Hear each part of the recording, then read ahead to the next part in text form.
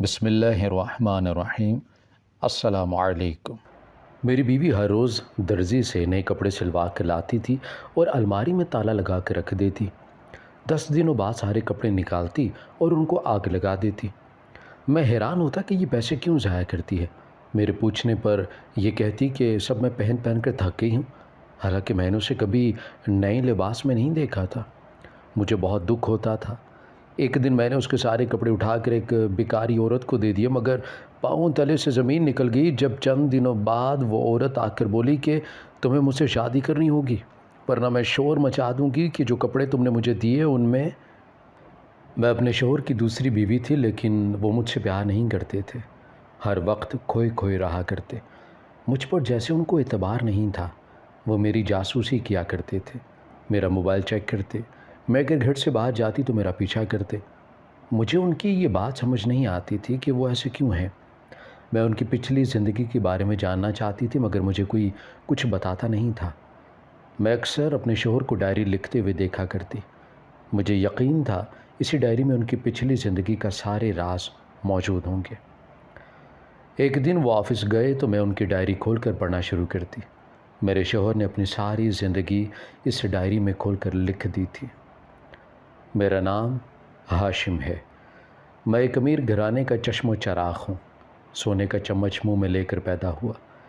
جس دن میں پیدا ہوا اس دن میرے باپ کو کروڑوں کی ڈیل کا فائدہ ہوا تھا، اور انہوں نے پھر میرے لیے سونے کا چمچ ہی بنوایا تھا۔ میرے لیے اسپیشل بیرون ملک سے نوکرانی منگوائی کی۔ میرے گھر والوں نے میری پرورش بڑے ناز و نام سے کی تھی، اسی لیے سارے خاندان والے بھی میرے آگے پیچھے گھوما کرتے، میرا خیال رکھا کرتے۔ میں ایک بار جو لباس پہنتا وہ دوبارہ کبھی نہیں پہنا کرتا۔ میری ماں وہ کپڑے ملازموں کے بچوں کو دے دیا کرتی۔ میں جب تک چھوٹا تھا بہت نخرے والا تھا، لاڈ پیار نے مجھے بگاڑ کے رکھ دیا تھا۔ میں جو فرمائش کرتا تھا وہ اسی وقت پوری نہ ہوتی تو مجھے بہت غصہ آتا اور میں چیزیں توڑ پھوڑ دیا کرتا۔ لیکن جیسے جیسے میں بڑا ہوتا گیا مجھے عقل اور شعور آنے لگا، مجھے پیسے کی اور رشتوں کی اہمیت سمجھ میں آنے لگی۔ تعلیم مکمل کرنے کے بعد میں نے نوکری کرنے کا فیصلہ کیا تو جیسے سارے گھر والوں کو سانپ سونگ گیا۔ ہر کوئی میرے اس فیصلے کے خلاف تھا کہ اپنی زمین جائیداد اور بزنس چھوڑ کر میں چند ہزار کی نوکری کروں گا، مگر میرے سر پر نوکری کا بھوت سوار ہو چکا تھا، اس لیے میں نے کسی کی نہیں سنی اور مختلف کمپنیز میں اپلائی کرتا رہا۔ کچھ دنوں بعد لاہور کی ایک کمپنی سے کال آئی جہاں میرا انٹرویو ہوا اور مجھے نوکری مل گئی۔ میں نوکری کی خاطر لاہور آ گیا۔ یہاں میرے بابا کا گھر تھا جو کرائے پر دیا ہوا تھا۔ اس گھر کی انیکسی خالی تھی جس میں میں جا کر رہنے لگا۔ ہمارے کرائے داروں کے گھر میں کون کون رہتا تھا مجھے کچھ پتہ نہیں تھا۔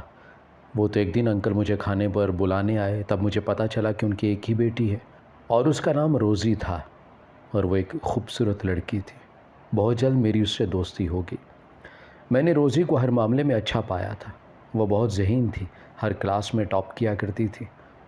ابھی وہ بھی ایک جگہ نوکری ہی کر رہی تھی۔ مجھے میرے بابا نے کہا بھی تھا کہ ہم تمہارے لیے گاڑی بھیج دیتے ہیں، مگر میں سب کچھ اپنے بل بوتے پر کرنا چاہتا تھا، اسی لیے منع کر دیا۔ میں بس سے اپنے دفتر میں جایا کرتا۔ روزی کو اس کے والد موٹر سائیکل پر چھوڑنے جایا کرتے، مگر اسے کار کی بڑی آرزو تھی۔ وہ اکثر مجھ سے کہتی تھی کہ اس کی بڑی خواہش ہے کہ وہ کار پر آفس جایا کرے۔ میرے دفتر میں کسی کو علم نہیں تھا کہ میں کتنے بڑے بزنس مین کا بیٹا ہوں، نہ ہی میں نے کسی کو یہ بتایا تھا۔ میں چاہتا تھا کہ لوگ میری دولت کے بجائے مجھ سے ویسے ہی متاثر ہوں۔ میں چھٹیوں میں گھر گیا تو اماں کو میری شادی کی پڑ گئی۔ انہوں نے مجھ سے پوچھا کہ کیا تم کسی کو پسند کرتے ہو یا میں خود ہی تمہارے لیے کوئی لڑکی ڈھونڈ دوں؟ اماں کے کہنے پر میرے ذہن میں روزی کا خیال آیا۔ وہ میری بہت اچھی دوست تھی، مجھے وہ بہت پسند تھی۔ میں نے ڈرتے ڈرتے کہا کہ ہاں اماں، ایک لڑکی پسند تو ہے۔ اماں نے پوچھا کون ہے؟ میں نے روزی کا نام لیا تو اماں نے صاف انکار کر دیا کہ ہم لوگ بہت امیر ہیں اور وہ محض ہمارے کرایہ دار جن کے پاس رہنے کو اپنا گھر بھی نہیں ہے، تمہاری شادی اس سے نہیں ہو سکتی۔ میں نے جب یہ بات روزی کو بتائی تو اسے بالکل ٹینشن نہیں ہوئی۔ کہنے لگی کہ مجھے معلوم تھا کہ وہ انکار کر دیں گے، اسی لیے آپ مجھے ایک ہفتے بعد ان سے ملانے لے جائیے گا، میں خود ان سے بات کروں گی۔ مجھے امید تو نہیں تھی کہ اماں مانیں گی، مگر روزی نے اس سلیقے سے ان سے اکیلے میں بات کی کہ کچھ دنوں بعد میرے گھر والے مان گئے اور میری اور روزی کی شادی ہو گئی۔ ہماری شادی بہت دھوم دھام سے ہوئی تھی۔ میری بیوی بہت حسین لگ رہی تھی۔ اس نے پہلے ہی کہہ دیا تھا کہ اسے منہ دکھائی میں ہیرے کی انگوٹھی چاہیے۔ میں چاہتا تھا اسے اپنی کمائی سے گفٹ دوں، چاہے چھوٹا سا ہی کیوں نہ ہو، مگر اس کی فرمائش مجھے اپنے خاندانی زیور سے پوری کرنا پڑی۔ شادی کے بعد ہم شہر میں واپس آ گئے۔ میں دوبارہ نوکری پہ جانے لگا۔ میری بیوی روزی کو شاپنگ کا بہت شوق تھا۔ اماں نے اس کو بری میں پورے 200 جوڑے بنا کر دیے تھے۔ ایک دن وہ کافی جوڑے اٹھا کر باہر جا رہی تھی کہ میں نے روک کر پوچھا، ان کپڑوں کو لے کر کہاں جا رہی ہو؟ کہنے لگی کہ یہ انسلے جوڑے ہیں، ان کو درزی کے پاس دینے جا رہی ہوں۔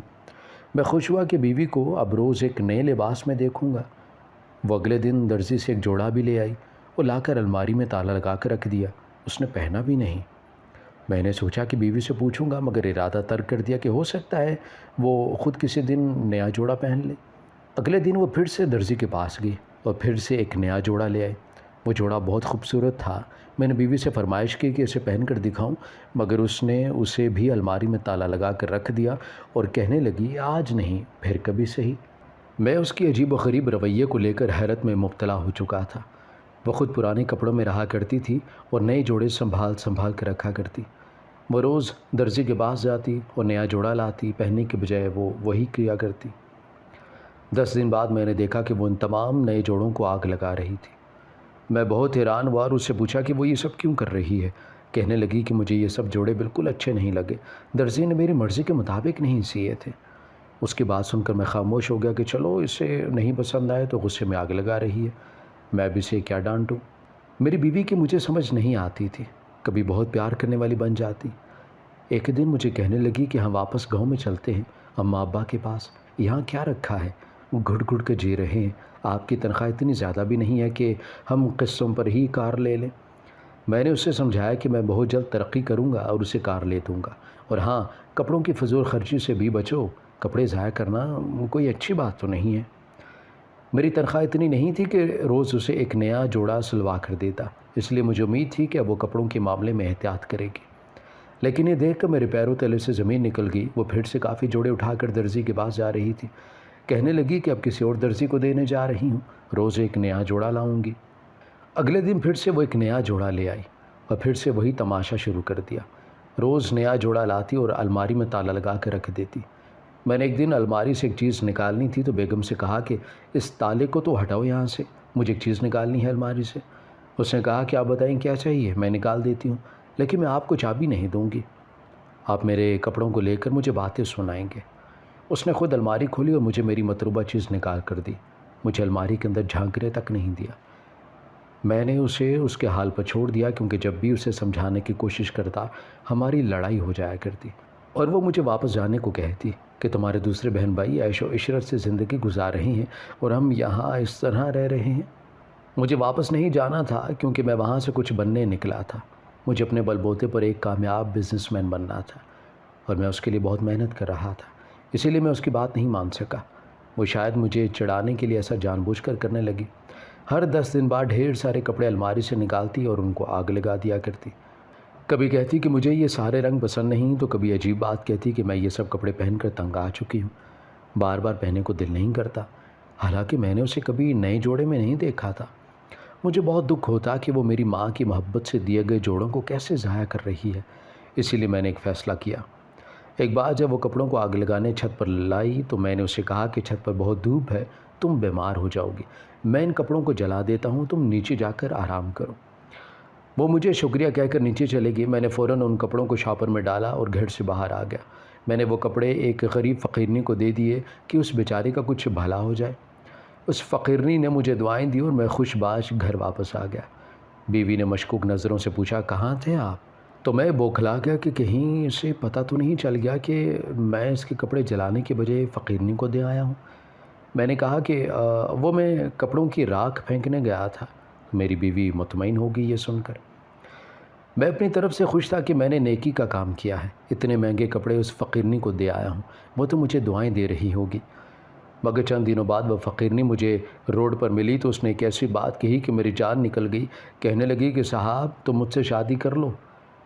اس کی بات سن کر میں نے اسے پیچھے دھکا دیا اور بولا کہ تمہارا دماغ خراب ہو گیا ہے، جو اس طرح کی بہکی باتیں کر رہی ہو؟ میں نے تم پر احسان کیا کہ تمہیں اتنے مہنگے کپڑے دیے اور الٹا تم مجھے بلیک میل کر رہی ہو۔ وہ فقیرنی کہنے لگی کہ اگر تم نے مجھ سے شادی نہ کی تو میں شور مچا دوں گی کہ جو کپڑے تم نے مجھے دیے تھے ان میں اپنی تصویریں بھیجتے ہو۔ اس کی بات سن کر میرا دماغ چکرا کر رہ گیا تھا۔ میں وہاں سے بھاگ کر اپنے گھر آ گیا۔ مجھے کچھ سمجھ نہیں آ رہی تھی کہ وہ نوکرانی ایسا کیوں کہہ رہی تھی کہ کپڑوں میں میری تصویریں تھیں۔ میں نے سوچا ہو سکتا ہے کہ اس نوکرانی کی مجھے دیکھ کر نیت خراب ہو گئی ہوگی۔ ان مہنگے کپڑوں کو دیکھ کر اسے لگا ہوگا کہ میں بہت امیر آدمی ہوں۔ میری اس ذرا سی ہمدردی نے اس کے خواب اونچے کر دیے ہوں گے، اسی لیے وہ مجھ سے شادی کی خواہش مند ہو گئی ہے۔ میں نے سوچا کہ آج کے بعد راستہ ہی بدل لوں گا۔ میں نے توبہ کر لی کہ آج کے بعد کسی کی مدد نہیں کروں گا، کیونکہ میں دیکھ رہا تھا کہ ہمدردی الٹی پڑ رہی ہے۔ اس رات پریشانی کے مارے مجھے نیند نہیں آ رہی تھی۔ تھوڑی دیر بعد کروٹ بدلی تو بہت حیرانی ہوئی کہ میری بیوی وہاں موجود نہیں تھی۔ میں نے لائٹ جلائی تو وہ باتھ روم سے نکلتی دکھائی دی۔ اس نے نہا کر وہی نیا جوڑا پہن رکھا تھا جو وہ کل درزی سے لائی تھی۔ حیرت کی بات یہ تھی کہ وہ رات کو یہ جوڑا کیوں پہن رہی ہے۔ میری بیوی مجھے جاگتے دیکھ کر گھبرا گئی اور بغیر کچھ کہے سونے کے لیے لیٹ گئی۔ مجھے اس کے عجیب و غریب رد عمل کو دیکھ کر بہت حیرانی ہوئی، مگر میں اپنی سوچوں اور پریشانی میں اس قدر الجھا ہوا تھا کہ دھیان نہیں دیا۔ مجھے ہر صورت اس فقیرنی سے پیچھا چھڑانا تھا۔ صبح ہوئی تو یہ دیکھ کر میرے قدموں تلے سے زمین نکل گئی کہ وہ فقیرنی مجھ سے پہلے ہی میرے گھر کے آگے کھڑی تھی۔ اس نے وہی کپڑے پہن رکھے تھے جو میں نے اسے دیے تھے۔ مجھے دیکھتے ہی میرے آگے ہاتھ جوڑ کر کہنے لگی کہ صاحب، مجھے آپ سے پیار ہو گیا ہے، مجھ سے شادی کر لو۔ یہ دیکھو، آپ کی تصویر ان کپڑوں سے ملی ہے جو آپ دے کر گئے تھے۔ ان کپڑوں کو دیکھ کر میرے دل میں آپ کی چاہت پیدا ہونے لگی ہے۔ میں آپ کے پیار میں پاگل ہو رہی ہوں۔ آپ جو کہیں گے میں وہی کروں گی۔ میں نے گھبرا کر پیچھے دیکھا۔ مجھے ڈر ہوا کہ کہیں میری بیوی مجھے نہ دیکھ لے۔ میں اس فقیرنی سے بات کر رہا ہوں۔ میں نے جان چھڑانے کو کہہ دیا کہ تم ابھی جاؤ یہاں سے، میں پھر تم سے بات کروں گا۔ وہ فقیرنی خوشی خوشی وہاں سے چلے گئی۔ میں نے شکر کیا کہ میری بیوی نے نہیں دیکھا، ورنہ لڑائی ہو جاتی۔ آفس آ کر بھی میں یہی سوچتا رہا کہ اس مسئلے سے کیسے نکلوں۔ ابھی میں دفتر میں ہی تھا کہ مجھے گاؤں سے کال آئی کہ میری اماں کی طبیعت بگڑ گئی ہے، تو میں فوراً گھر واپس آؤں۔ میں اسی وقت گھر آیا اور بیوی کے ساتھ گاؤں روانہ ہو گیا۔ مجھے سمجھ نہیں آ رہا تھا کہ میری امی کو اچانک کیا ہو گیا۔ وہ تو بھلی چنگی تھیں۔ پتہ چلا کافی دنوں سے ان کی طبیعت خراب ہو رہی تھی۔ بہت علاج کروایا، مگر ڈاکٹرز کو بھی اماں کی بیماری سمجھ نہیں آ رہی تھی۔ مجھے دیکھ کر اماں کی جان میں جان آئی۔ وہ چاہتی تھیں کہ میں واپس آ جاؤں۔ میں نے ان سے کہہ دیا کہ ٹھیک ہے، میں آپ کے کہنے پر واپس آ جاتا ہوں، مگر 2 دنوں بعد ہی اماں کا انتقال ہو گیا۔ ان کے دسویں کے بعد ہم واپس آ گئے۔ حالانکہ میری بیوی نے بہت زور لگایا تھا کہ ہم یہاں ہی رہیں، مگر اب اماں ہی نہیں رہی تو میں کس کے لیے رکتا۔ واپس آئے ابھی 2 دن بھی نہ ہوئے تھے کہ میری بیوی پھر سے درزی کے پاس کپڑے لے کر چلی گئی۔ کچھ دیر بعد مجھے بھی ایک دوست سے ملنے جانا پڑا۔ جیسے ہی میں بائک لے کر روڈ پر آیا تو وہی فقیرنی نظر آئی۔ اسے تو میں بھول ہی گیا تھا۔ میں نے جلدی سے بائک بھگا دی۔ وہ میرے پیچھے بھاگنے لگی اور آوازیں دینے لگی۔ میں نے سڑک کی دوسری طرف بائک گھما لی۔ مجھے جانا کہیں تھا اور میں اس کی وجہ سے کہیں اور نکل آیا۔ میں وہاں سے واپس مڑنے ہی والا تھا جب میں نے اپنی بیوی کو وہاں دیکھا۔ وہ ایک گلی میں ایک دروازہ کھٹکھٹا رہی تھی۔ میں حیران ہوا کہ اس کا بھلا یہاں کیا کام تھا؟ وہ یہاں کیا کرنے آئی تھی؟ اس کے ہاتھ میں وہی کپڑوں والا شاپر تھا جو وہ گھر سے لے کر آئی تھی۔ لگتا تھا وہ کپڑے سلوانے لائی تھی، لیکن یہاں اس علاقے میں مجھے تو وہ کہتی تھی کہ وہ اچھے والے درزی سے کپڑے سلواتی ہے۔ خیر یہ تو کوئی اتنی بڑی بات نہیں تھی، میں نے اگنور کر دی۔ وہ روز کپڑے لاتی اور پہلے کی طرح انہیں الماری میں تالا لگا کر رکھ دیتی۔ میں نے تو اب اس سے پوچھنا ہی چھوڑ دیا تھا کہ وہ کپڑوں کے ساتھ ایسا کیوں کرتی ہے۔ اس بار بھی 10 دنوں کے بعد وہ 10 جوڑے جلانے لگی تو میرا دل پھر نہ مانا کہ میں اسے یوں جوڑے ضائع کرنے دوں۔ اس لیے اس بار بھی میں نے اسے یہی کہا کہ تم رہنے دو، میں یہ کپڑے خود جلا دیتا ہوں۔ میں نے وہ کپڑے شاپر میں ڈال دی اور اس بار میں نے اس بیکارن کو کپڑے دینے کی غلطی نہیں کی، بلکہ وہ کپڑے لے کر دارالامان میں دے آیا۔ کیونکہ وہ سوٹ کافی مہنگے تھے تو ادارے والوں نے بڑی خوشی سے لیے۔ 2 دن بعد مجھے اس ادارے سے کال آئی کہ جناب یہاں آئیں۔ میں جب گیا تو انہوں نے میرے کپڑے مجھے واپس دیے اور کہا کہ آپ کو شرم آنی چاہیے، آپ کپڑوں میں اپنی تصویریں بھی رکھتے ہیں تاکہ غیر عورتوں کو اپنا پیغام دے سکیں۔ میں تو بے یقینی سے سن رہا تھا کہ وہ سب یہ کیا کہہ رہے ہیں۔ میری تصویر کہاں سے آ گئی کپڑوں میں؟ مجھے یاد آیا کہ وہ بیکاری عورت بھی ایسے ہی کچھ کہہ رہی تھی۔ اب وہ 2 لوگ تو جھوٹ نہیں بول سکتے تھے۔ اس کا مطلب تھا کہ ان کپڑوں میں ہی گڑبڑ تھی، اسی لیے تو میری بیوی ان کو پہنا نہیں کرتی تھی۔ میں نے فیصلہ کر لیا کہ اس راز کی تہہ تک پہنچ کر رہوں گا، آخر معاملہ ہے کیا۔ اس بار میری بیوی نے کپڑے اکٹھے کیے تو میں نے اسے نیچے بھیج کر کپڑے اچھے سے دیکھے اور یہ جان کر دنگ رہ گیا کہ واقعاً وہ سب سچ کہہ رہے تھے۔ ان کپڑوں کے اندر کی طرف میری تصویریں سلی ہوئی تھیں۔ میری تو روح کام گئی کہ یہ میری بیوی کن کاموں کی طرف پڑ گئی ہے۔ اگلی صبح درزی کے پاس جانے کو وہ نکلی تو میں بھی اس کے پیچھے پیچھے اسی گھر کے اندر چلا گیا۔ میری بیوی ایک عورت کو کپڑے دیتے ہوئے کہہ رہی تھی، آخر تم کیا کر رہی ہو؟ 3 مہینے سے ان کپڑوں پر جادو کر رہی ہو لیکن اثر ابھی تک نہیں ہو رہا میرے شوہر پر۔ وہ دوسری عورت کہنے لگی کہ ایسے کاموں میں وقت لگتا ہے، کچھ کام جلدی ہو جاتے ہیں اور کچھ نہیں ہوتے۔ اب تیری ساس پر جو جادو کیا تھا اس کا کتنی جلدی اثر ہو گیا تھا، دیکھ دنوں میں وہ مر گئی۔ یہ سن کر میرے قدموں تلے سے زمین نکل گئی۔ مجھے یقین آیا کہ میری بیوی اس حد تک گر جائے گی، میری ماں پر جادو کروا کر ان کی جان لے لے گی۔ میں بھی اور راز سننا چاہتا تھا، ورنہ دل تو یہی چاہ رہا تھا کہ ابھی جا کر اس کی گردن پکڑ لوں اور پوچھوں کہ میری ماں نے کیا بگاڑا تھا تمہارا۔ میری بیوی کی آواز سنائی دی، وہ کہہ رہی تھی کہ ہاں میری ساس پر تو کچھ جلد ہی اثر ہو گیا، میں چاہتی تھی کہ وہ کچھ عرصہ بیمار رہتی مگر تو نے وار ہی اتنا سخت کیا کہ وہ بیچاری جھیل ہی نہیں پائی۔ وہ عورت ابھی کچھ اور بھی کہہ رہی تھی مگر میری بس ہو گئی تھی۔ میں ایک دم سے دیوار کی اوٹ سے سامنے آ گیا، مجھے دیکھ کر ان دونوں کی جان نکل گئی۔ میری بیوی گھبرا کر کہنے لگی کہ آپ یہاں کیسے؟ میں نے اس کے چہرے پر زور سے تھپڑ دے مارا اور کہا کہ بیوی سے پہلے تم میری ایک اچھی دوست تھی، میں کتنا اعتبار کرتا تھا تم پر، تم نے میرے ساتھ اتنا برا کیا کیوں؟ وہ روتے ہوئے معافی مانگنے لگی کہ مجھے معاف کر دے۔ میں نے چلا کر کہا کہ معافی کی بات نہ کرو مجھ سے، بس یہ بتاؤ کہ تم نے یہ سب کیوں کیا۔ وہ ساری بات بتانے لگی اور کہنے لگی، اس راستے کا انتخاب میں نے تب کیا تھا جب آپ کی امی نے رشتے سے انکار کر دیا تھا، اسی لیے میں اس عورت کے پاس آئی، اس نے کالا جادو کیا اور آپ کی امی اس رشتے کے لیے مان گئی۔ میں نے آپ سے شادی صرف اور صرف آپ کی دولت کے لیے کی تھی، مجھے وہ عیش و عشرت والی زندگی چاہیے تھی جس طرح کی آپ کے دوسرے بہن بھائی گزار رہے تھے، اسی لیے میں آپ سے اصرار کرتی تھی کہ واپس چلیں مگر آپ نہیں مانتے تھے۔ مجبوری میں مجھے دوبارہ اس عورت کے پاس آنا پڑا۔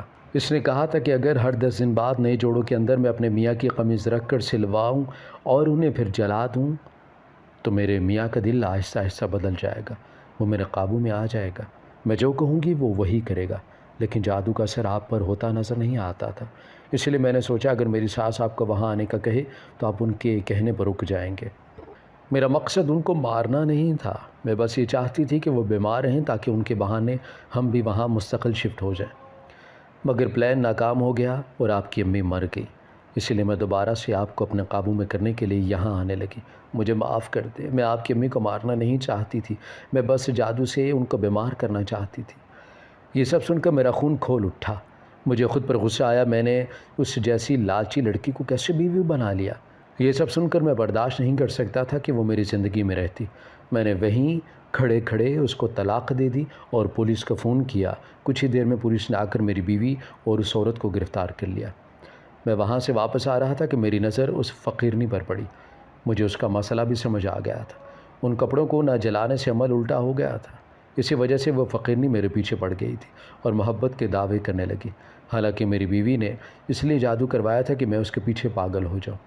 مجھے دیکھ کر وہ فقیرنی بھاگتی ہوئی آئی، میں نے اسے کہا کہ جو کہوں گا وہ کرو گی؟ وہ کہنے لگی، ہاں صاحب، تو جو بولے گا میں وہ کروں گی۔ میں نے اسے کہا کہ مجھے اپنا گھر دکھاؤ۔ وہ مجھے لیے ایک جھگی میں چلی آئی جہاں ایک طرف رسی پر وہی سوٹ ٹنگے تھے جو میں نے اسے دیے تھے۔ میں نے وہ سارے سوٹ وہاں سے اتارے اور جلا دیے۔ گھر آ کر بیوی کے سارے کپڑوں اور چیزوں کو میں نے آگ لگا دی۔ میں اس کی کوئی یاد اپنے پاس نہیں رکھنا چاہتا تھا۔ مجھے جتنا بڑا دھوکہ ملا تھا اس نے لڑکیوں سے میرا اعتبار ہی ختم کر دیا۔ کچھ عرصے بعد دوسری شادی ہوئی لیکن میں کافی عرصے تک اس بیوی کی طرف بھی مشکوک رہا، مگر شکر تھا کہ وہ روزی جیسی نہیں تھی۔ ڈائری پڑھ کر میں نے فیصلہ کیا کہ میں اپنے شوہر کا اعتماد جیتوں گی، انہیں اتنا پیار دوں گی کہ وہ پھر سے پہلے جیسے بن جائیں، اپنی پہلی بیوی کے دھوکے کو بھول جائیں اور صرف مجھ سے محبت کریں اور میرا اعتبار کریں۔ مجھے یقین تھا کہ میں انہیں زندگی کی طرف واپس لے آؤں گی۔ ہماری ویڈیو اگر آپ کو پسند آئی ہے تو ضرور لائک کیجیے، اپنی رائے دینا چاہیں تو کمنٹس کیجیے، اچھی لگے تو شیئر کیجیے۔ اس کے ساتھ ساتھ اگر آپ نے ہمارا چینل سبسکرائب نہیں کیا تو ضرور کیجیے اور بیل آئیکن پر لازمی کلک کیجیے تاکہ ہماری ہر آنے والی ویڈیو آپ تک بر وقت پہنچ سکے۔